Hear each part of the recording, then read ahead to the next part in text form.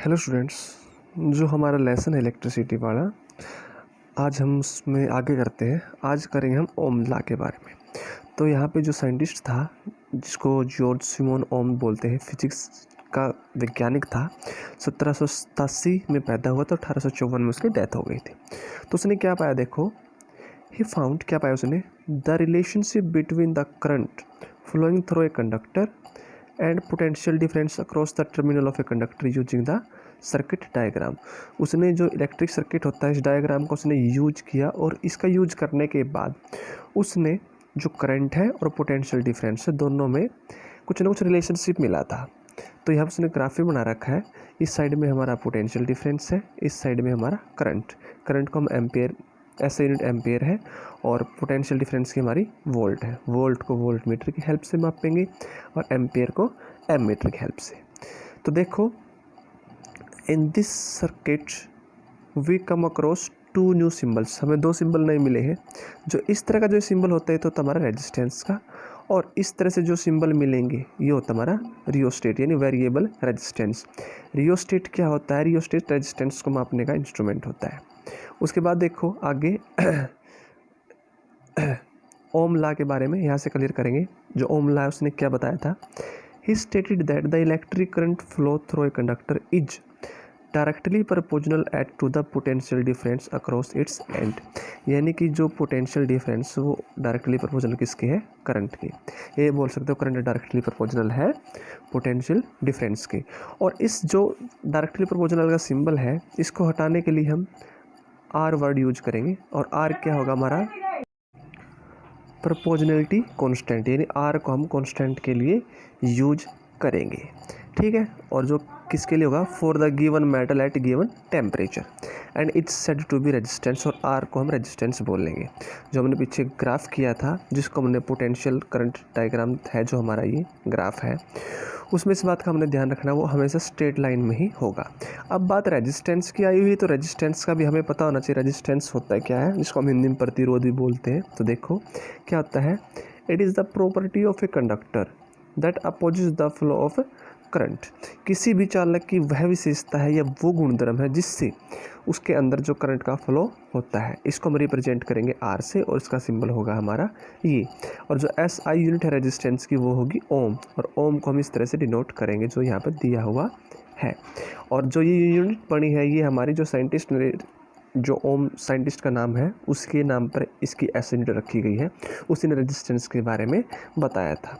अब हम 1 ओम को डिफाइन करेंगे। वो देखो, the resistance of a conductor is said to be 1 ohm when the potential difference across the conductor is 1 volt and current flow through it is 1 ampere।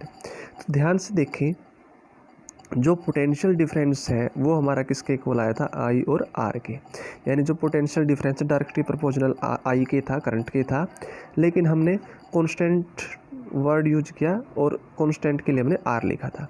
तो यहाँ से अगर हम आर की वैल्यू निकाल लें तो आई को इस साइड लेके आओगे तो वी बाई आई हो जाएगी। अब जो आर है, जो रेजिस्टेंस, उसके एस यूनिट हमारी क्या है? ओम। पोटेंशियल डिफरेंस की हमारी एस यूनिट क्या है? वोल्ट। और करंट की एम्पेयर। तो इसी बेस पर हमारा यहाँ से क्लियर आउट होगा क्या? 1 ओम किसके इक्वल होगा? 1 वोल्ट पर एम्पेयर। ये भी आप लिख सकते हैं। उसके बाद देखो आगे जो रियोस्टेट है उसके बारे में करते हैं। जो रियोस्टेट है वो होगा क्या? देखो, इस बात का हमें पता है, जो पोटेंशियल डिफरेंस है वो हमारा V is equal to I R के है। और यहाँ से अगर हम करंट की वैल्यू निकालें तो वी बाई आर होगी।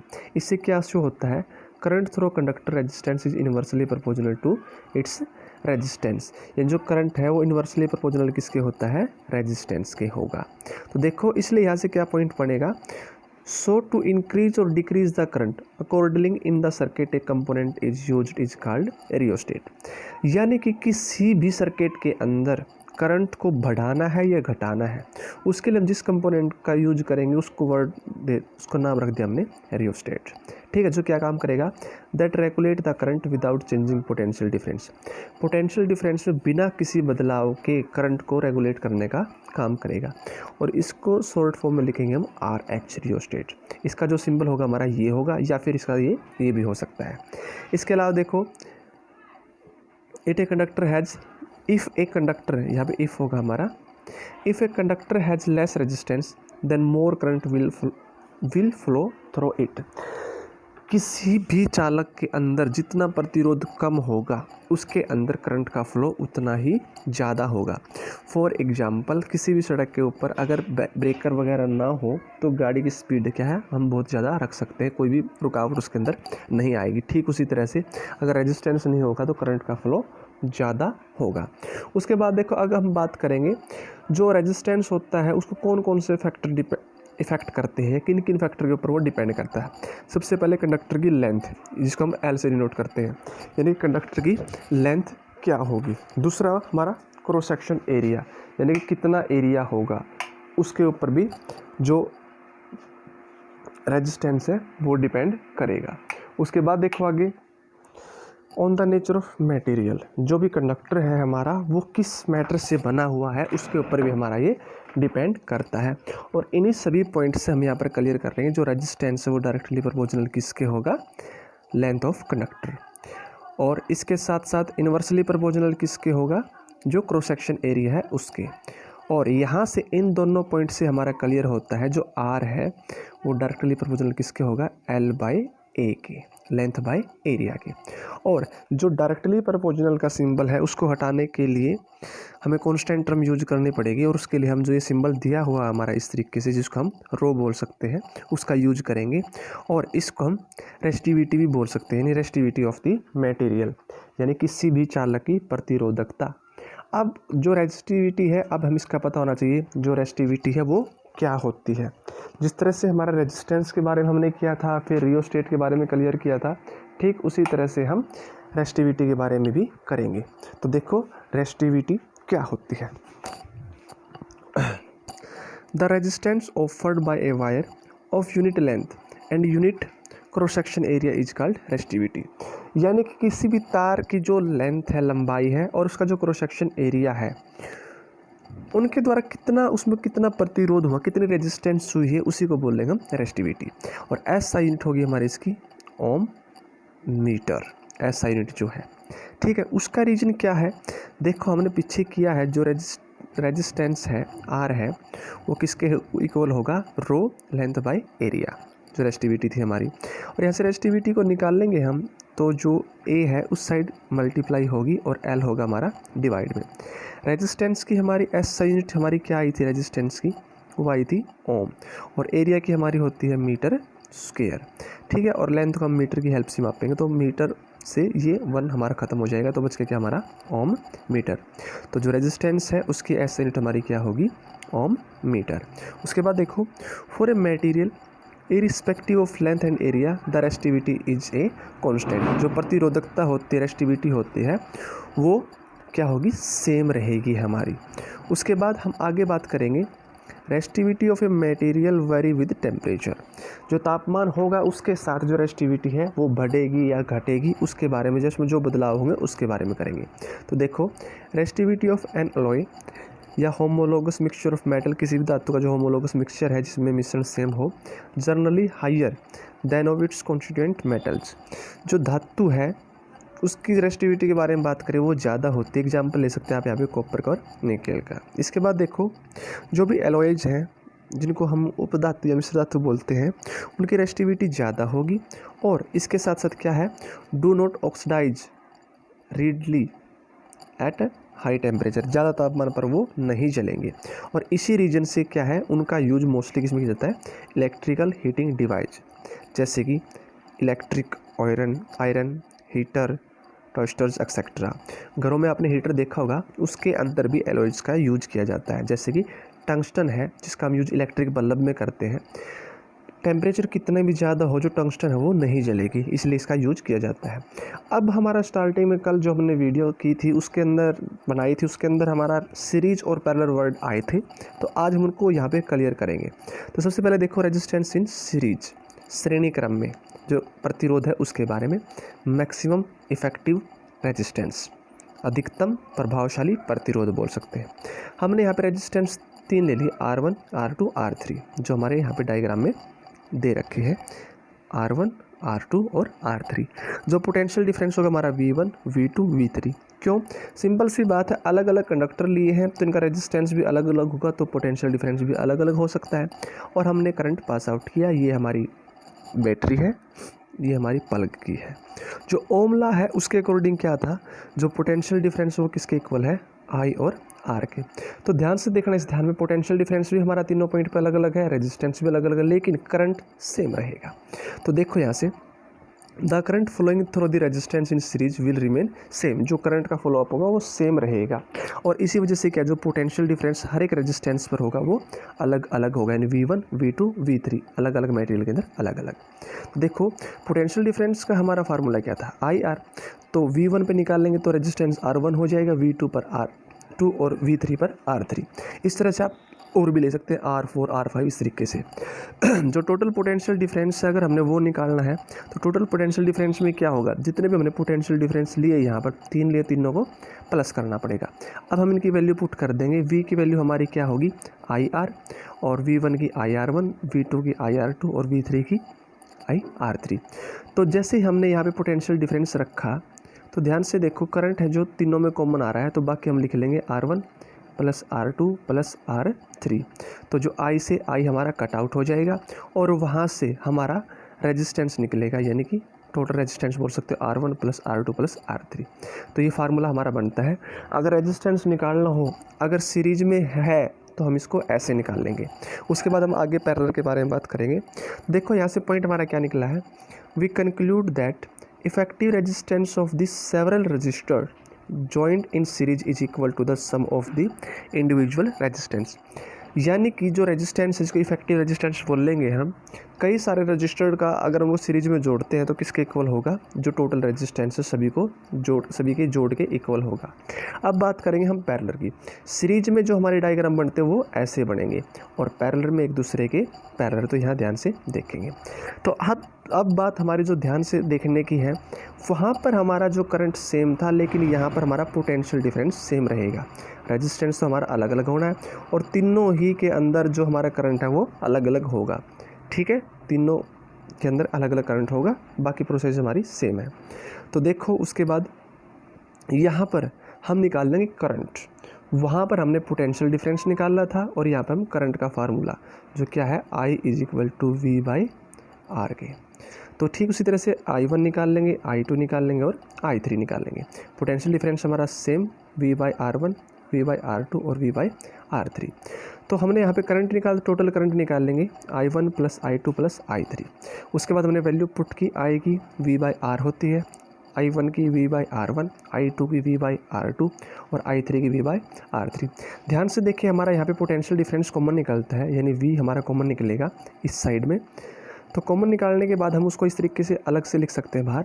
तो बचेगा क्या हमारा, 1/R1 plus 1/R2 plus 1/R3। Potential difference से पोटेंशियल डिफरेंस कट आउट हो गया। तो यहाँ पर रेजिस्टेंस निकाल लेंगे हम, वो किसके इक्वल होगा, 1/R = 1/R1 plus 1/R2 plus में 1/R3। और यहाँ से जो कंक्लूजन निकला वो हमारा क्या, देखो, we conclude that the reciprocal of total effective resistance of the several resistor connected in parallel is equal to the sum of reciprocal of the individual resistance। जो कुल हमारा प्रतिरोध है, टोटल इफेक्टिव रेजिस्टेंस होगा, उसका रेसिप्रोकल करो, वो किसके इक्वल होगा, जो रेजिस्टेंस है उन सभी का रेसिप्रोकल सम के इक्वल होगा। फिर उसके बाद देखो, अगर हम इलेक्ट्रिक सर्किट को सीरीज में जोड़े तो उसके क्या क्या नुकसान होंगे। तो देखिए, सबसे पहले in series connection if any of the component fail to work, अगर कोई भी एक कंपोनेंट काम करना छोड़ दे, द सर्किट विल ब्रेक, जो पूरा परिपथ वो टूट जाएगा, and then none of components will work, और कोई भी काम नहीं करेगा। फॉर एग्जांपल टीवी, बल्ब और फैन का लिया है हमने, एक ही वायर के साथ सभी की जोड़ बढ़ा दी, पहले टीवी का, फिर बल्ब का, फिर फैन का।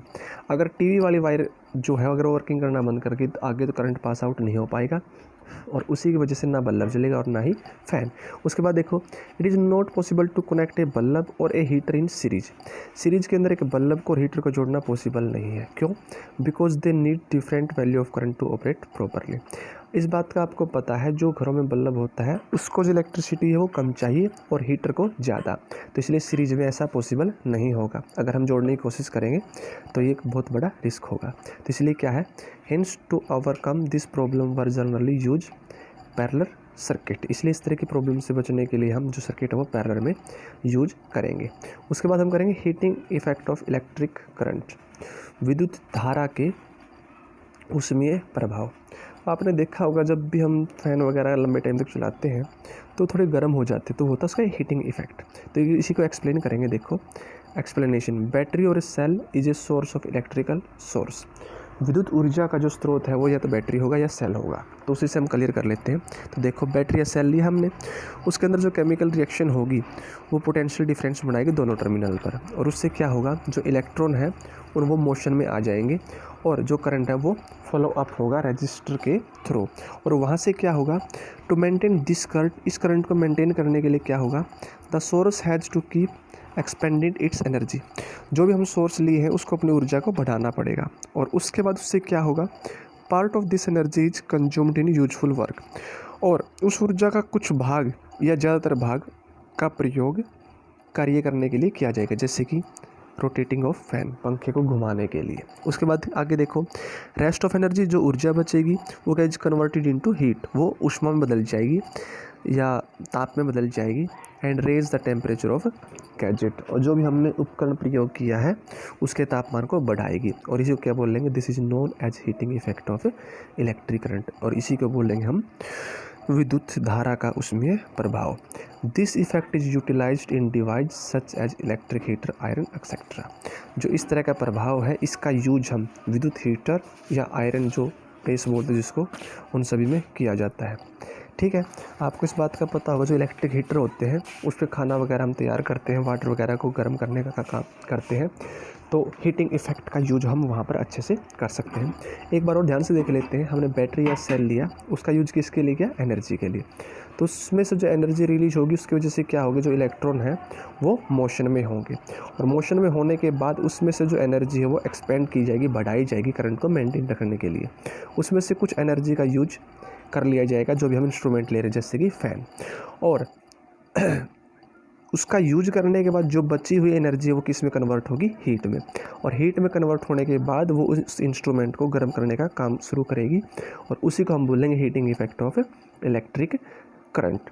इसका हम कई तरह से एडवांटेज भी लेते हैं, जैसे इलेक्ट्रिकल हीटर हो गया, इस तरीके से। उसके बाद हम करेंगे इसको मैथमेटिकली, कैसे करेंगे वो देखें। सपोज करो करंट को हमने आई रखा, किसी भी रेजिस्टेंस के अंदर फॉलो अप करा, उसको हमने आर रख लिया, और टाइम ले लिया हमने टी। जो पोटेंशियल डिफरेंस है हमारा अक्रॉस द रेजिस्टेंस वो किसके इक्वल होगा, वर्क बाय चार्ज। कितना कार्य किया गया है और कितना charge, work done in morning the charge क्या विल बी। जो यहाँ से अगर हम वर्क डन निकालेंगे हमारा क्यू उस साइड मल्टीप्लाई होगी तो वी और क्यू। उसके बाद देखो जो पावर है उसका फार्मूला हमारा क्या होता है, वर्क डन बाय टाइम, यानी कितने टाइम में कितना वर्क डन किया है उसको बोलते हैं हम पावर, यानी rate of change of work done. ठीक है, तो अपने डब्ल्यू की वैल्यू हम यहाँ पर पुट आउट करेंगे, जो हमारी थी वी और क्यू, नीचे हमारा टाइम ऐसा कैसा। उसके बाद देखो यहाँ से हमने थोड़ा ध्यान रखना है, जो हमारा करंट है बिल्कुल स्टार्टिंग में हमने किया था इस लेसन के, वो किसके इक्वल, चार्ज बाय टाइम। तो क्यू बाई टी की जगह हम रख सकते हैं आई। तो जो हमारी यहाँ पे पावर है पी है वो किसके इक्वल होगी, वी और आई, पोटेंशियल डिफरेंस और करंट के। तो यहाँ से देखो फिर आगे, heating energy supplied by source for time T will be, जो हीट होगी हमारी वो किसके इक्वल होगी, जो पावर है मल्टीप्लाई टाइम उसके इक्वल होगी। यानी यहाँ पर पावर का फार्मूला क्या था, एनर्जी और वर्क बाय टाइम था, तो हीट का फार्मूला हमारा पावर मल्टीप्लाई टाइम। जो हमारी इक्वेशन है ये, P की वैल्यू हम इसमें पुट आउट करेंगे, P की जो वैल्यू थी हमारी वो आई थी वी आई, जो हम यहाँ पे पुट आउट करेंगे, हमने रख दी, तो वी आई और T। उसके बाद देखो आगे, जो हमारा पोटेंशियल डिफरेंस था V था वो किसके इक्वल था, आई आर के। तो आई आर, वी की वैल्यू हम पुट करेंगे आई आर, और बाकी हमारी आई और टी ऐसी कैसी, तो वहाँ से हमारा आई स्क्वेयर आर टी हो जाएगा। तो उसके बाद देखो जो ये हमारा आया है इसको हम जूल ला भी बोल सकते हैं। जो पोटेंशियल डिफरेंस है वो किसके इक्वल होगा, हमारा IR के, जो हमारे ओम लॉ के अकॉर्डिंग आया था। तो इसको एक बार फिर से हम देख लेते हैं ताकि अच्छे से कवर अप हो जाए, कोई डाउट ना रहे। सबसे पहले हमने जो पोटेंशियल डिफरेंस उसका फार्मूला लिखा, जो किसके इक्वल था, W और Q के। फिर हमने जो वर्क डन है उसकी वैल्यू निकाली, वो किसके इक्वल होगी, इस फार्मूले से, वो होगी हमारी V और Q के इक्वल। उसके बाद हमने किया आगे पावर का फार्मूला। पावर का फार्मूला क्या था हमारा, work done by time, rate of change of work done by. उसके बाद वहाँ से हमने क्या किया, जो W की वैल्यू है वर्क डन की, वो VQ यानी पोटेंशियल डिफरेंस और चार्ज बाय में T के इक्वल हो गई। वहाँ से ये वैल्यू आ गई हमारी P के इक्वल, और चार्ज बाय टाइम किसके इक्वल होता है, हमारा करंट के। तो हमारा P का फार्मूला, पावर का फार्मूला क्या आया, V और I। उसके बाद देखो हमने हीट का फार्मूला जो हमने किया वो क्या होगा, P multiply T, power multiply time, यानी कितनी पावर कंज्यूम की है, कितनी पावर लगी है कितने टाइम में, उसके अकॉर्डिंग। तो देखो उसके बाद हीट के फार्मूले हमने पहले P की वैल्यू पुट कर दी, जो हमारी VI पीछे आई थी, टाइम हमारा ऐसा कैसा, और वहाँ से हमने पोटेंशियल डिफरेंस की वैल्यू को पुट किया, जो IR के इक्वल होती है। तो यहाँ से I² RT हमारा फार्मूला बना है, जिसको हम जूल लॉ भी बोल सकते हैं। उसके बाद देखो, the law stated that the heat produced in A register is, जो नियम है जिसको हम जूल लॉ बोलते हैं, उसके अकॉर्डिंग आप बोल सकते हैं कि उस लॉ ने क्या क्या बताया था हीट के बारे में। सबसे पहले देखो, directly proportional to square of the current, जो हीट है वो किसकी डायरेक्टली प्रोपोर्शनल होगी, करंट के स्क्वायर की, और डायरेक्टली प्रोपोर्शनल किसकी होगी, रेजिस्टेंस के, यानी H directly proportional to R, और डायरेक्टली प्रोपोर्शनल होगी टाइम की, T के। जो हमारा यहाँ फार्मूला, इससे ही सारे के सारे हमारे क्लियर पॉइंट होते हैं। जूल लॉ के अकॉर्डिंग क्वेश्चन है, जूल लॉ के बारे में बताएं, तो आपने ये सब लिखना है। उसके बाद देखो applications of heating effect of electric current, यानी जो ऊष्मीय प्रभाव है विद्युत धारा का, इसका यूज हम कहाँ कहाँ करते हैं। सबसे पहले देखो, इलेक्ट्रिक आयरन हो गया, टेस्टर हो गया, ओवन हो गया, हीटर हो गया, इन सभी में। इसके अलावा बल्ब के अंदर लाइट को प्रोड्यूस करने के लिए जो फिलामेंट होता है बल्ब का, वो स्ट्रॉन्ग मेटल से बना होगा, उसका मेल्टिंग पॉइंट हाई होगा। जैसे कि टंगस्टन को हम लेते हैं, और टंगस्टन का जो मेल्टिंग पॉइंट होता है वो लगभग कितना होता है, 3380 डिग्री सेल्सियस। और जो फिलामेंट, इसके बारे में अगर बात करें, can retain as much of the heat generated as possible to become very hot and emit light। जितनी ज़्यादा ऊर्जा होगी उतनी ज़्यादा ऊर्जा ये ले सकता है फिलामेंट, और उसकी वजह से क्या होगा, ये गर्म होगा, और गर्म होने के बाद रोशनी देगा। जो हमारे घरों में बल्ब जलते हैं वो इस तरीके से जलेंगे। इसके अलावा जो इलेक्ट्रिक करंट के हीटिंग इफेक्ट, इनका यूज कहाँ पर किया जाएगा, in the fuse connected in electric circuit. Electric circuit के अंदर जो फ्यूजों को जोड़ा जाता है उन वहाँ पर। और फ्यूज के बारे में बात करें, क्या है, a safety device protect the circuit and appliance by stopping the flow of high current. जो फ्यूज होता है उसका यूज किसके लिए करेंगे, जो परिपथ है उसके बचाव के लिए, इसके प्रोटेक्शन के लिए, और इसके अलावा जो ज़्यादा करंट है उसका फ्लो अप कम करने के लिए। The wire of fuse is made of N alloy of metal. जो फ्यूज होता है उसके अंदर जो तार बनी होती है वो किससे बनी होती है, एलॉय की। ठीक है, जैसे एग्जाम्पल ले सकते हैं, एल्यूमिनियम की भी हो सकती है, कॉपर की भी, और आयरन की भी, या फिर लीड की भी हो सकती है। इसके अलावा देखो, the alloy should be of low melting point and high resistivity. Fuse is always connected in series circuit. जो एलॉय होते हैं हमारे पास, वो क्या, उनका जो मेल्टिंग पॉइंट कम हो सकता है और रेसिस्टिविटी ज़्यादा भी हो सकती है, और जो फ्यूज होते हैं उनको हमेशा हम सीरीज में ही जोड़ेंगे। उसके बाद देखो, when large current flow through the circuit, अगर सर्किट के अंदर ज़्यादा मात्रा में करंट का फ्लो अप होगा तो जो टेम्परेचर होगा फ्यूज वायर का वो क्या होगा, इंक्रीज, बढ़ेगा, और इसके साथ क्या होगा, the melts the fuse wire and break the circuit. जो ये मेल्ट होने की वजह से जो तार है फ्यूज के अंदर वो मेल्ट हो जाएगी सर्किट के अंदर करंट बढ़ने की वजह से, करंट का फ्लो बढ़ने की वजह से, और उससे क्या सर्किट का ब्रेकडाउन होगा। जो फ्यूजेज होते हैं उनका हम डोमेस्टिक पर्पज़ में भी यूज करते हैं अपने घरों में भी, और लगभग उनकी रेटिंग क्या होती है 1 एम्पेयर, 2 एम्पेयर, 3 एम्पेयर, 5 एम्पेयर और 10 एम्पेयर। किसके लिए? For various operation depending upon the power of appliances using. हमारे घरों में आपने देखा होगा आजकल जो हम फिटिंग वगैरह करवाते हैं तो हीटर का बोर्ड अलग से रखवाते हैं, आयरन का अलग से, यानी कि जो हम प्रेस वगैरह का यूज करते हैं, इस्त्री बोलते हैं जिसको हम, कपड़े प्रेस करने के लिए, क्लॉथिंग आयरन के लिए, तो उनके अंदर जो तार होते हैं वो अलग अलग एम्पेयर की यूज होती है। अगर हमें करंट कम अमाउंट में चाहिए जैसे बल्ब वगैरह, फैन वगैरह के लिए, तो हम कम एम्पेयर वाली तार का यूज करेंगे और ज़्यादा वाले के लिए ज़्यादा का। एग्जाम्पल के तौर पर देखो, let us consider N appliances electric iron, जो हमारे घरों में प्रेस बोलते हैं जिसको हम इलेक्ट्रिक आयरन भी बोल सकते हैं, उसके बारे में बात करते हैं। मानो उसने 1 किलोवाट इलेक्ट्रिक पावर का यूज किया और पोटेंशियल डिफरेंस हमारा 220 वोल्ट। तो जो पावर उसका फार्मूला क्या, हमारा पोटेंशियल डिफरेंस मल्टीप्लाई टाइम। तो यहाँ से देखो हमारे पास 1 किलोवाट जो है वो है हमारी पावर, ठीक है, और 220 वोल्ट हमारा क्या है, पोटेंशियल डिफरेंस। तो यहाँ से करंट की वैल्यू अगर हम निकाल लेंगे तो V इस साइड आके डिवाइड होगा, पावर की वैल्यू हमारी 1 किलोवाट, पोटेंशियल डिफरेंस की 220 वाट। तो 1 किलो वाट को जब हम वाट में बदलेंगे तो 1000 वाट होगा, डिवाइड में 220 वोल्ट। तो यहाँ से इसको हम कट आउट करेंगे तो हमारा जो करंट है उसकी वैल्यू क्या आएगी, 4.54 एम्पेयर। तो इस तरह के चीज़ में जो फ्यूज है हमें कितना का चाहिए, 5 एम्पेयर का फ्यूज चाहिएगा, यानी जो हमारा ये वाला है, ठीक है। तो यहाँ से हमारा ये पॉइंट क्लियर हो जाता है, जो हम प्रेस वगैरह यूज करते हैं तो वहाँ पे जो हम फ्यूज का यूज करेंगे वो 5 एम्पेयर का होता है कम से कम, नियर बाय। उसके बाद देखो आगे टॉपिक हमारा इलेक्ट्रिक पावर, विद्युत शक्ति क्या होती है। In case of electricity it is defined as the rate of change electrical energy dissipated or consumed an electrical energy dissipated or consumed in electric circuit. किसी भी विद्युत परिपथ में जो विद्युत ऊर्जा है उसमें क्या बदलाव होगा, उसकी क्या रेटिंग होगी, उसी को बोलेंगे हम इलेक्ट्रिक पावर। तो जो हमारा पावर का फार्मूला हम पीछे कर चुके थे, पोटेंशियल डिफरेंस मल्टीप्लाई करंट था, वहाँ पे हमने किया था, तो यहाँ पे डेफिनेशन भी हमारी क्लियर हो जाती है। और यहाँ से देखो पोटेंशियल डिफरेंस के बारे में अगर हम बात करें वो किसके इक्वल है, हमारा आई आर के। तो V की वैल्यू हम यहाँ पे पुट कर देंगे, तो देखो हमारे P की वैल्यू किसके इक्वल है, V और I के। तो V की वैल्यू हमने पुट की तो हमारी क्या ही है, I R और फिर I। तो I और I तो हमारे क्या हो गया, I स्क्वायर R, ठीक है। तो ऐसे पावर की वैल्यू हमारी किसके इक्वल हो जाएगी, V स्क्वायर बाय R के। I स्क्वायर बाय R तक तो हमारा ठीक है।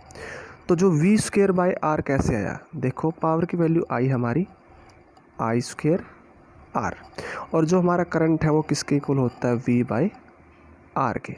जिस तरह से हमारा V की वैल्यू आई आर आई थी, तो यहीं से जब हम करंट की वैल्यू निकाल लेंगे तो V बाय R होगी, और I की जगह जब हम ये वैल्यू पुट करेंगे तो I स्क्वायर, तो V बाय R का स्क्वायर होगा दोनों का, V square by R square multiply R। इस R से ये R कट आउट, तो हमारा क्या बच गया, V स्क्वायर बाय में R, जो हमारा यहाँ पे दिया हुआ है। तो यहाँ से पावर किसकी इक्वल होगी, हमारी इलेक्ट्रिकल एनर्जी पर टाइम, कितने टाइम में कितनी एनर्जी जो उसका रेट चेंज हुआ है, इलेक्ट्रिक एनर्जी कितनी चेंज हुई कितनी नहीं, वो इसके इक्वल होगी। अगर ऐसा यूनिट की बात करें इलेक्ट्रिक पावर की, होती है हमारी वाट, जो हमारे पीछे मैंने न्यूमेरिकल किया था यहाँ पे 1 किलोवाट भी पावर होती है। इसका पता कैसे लगेगा, इसकी ऐसा यूनिट से जो वाट होती है। वोल्ट और वाट दोनों में डिफरेंस है, इस बात का आपने ध्यान रखना है। उसके बाद देखो आगे, अब जब हमने वाट के बारे में बात किया तो वाट को भी हम डिफाइन करेंगे।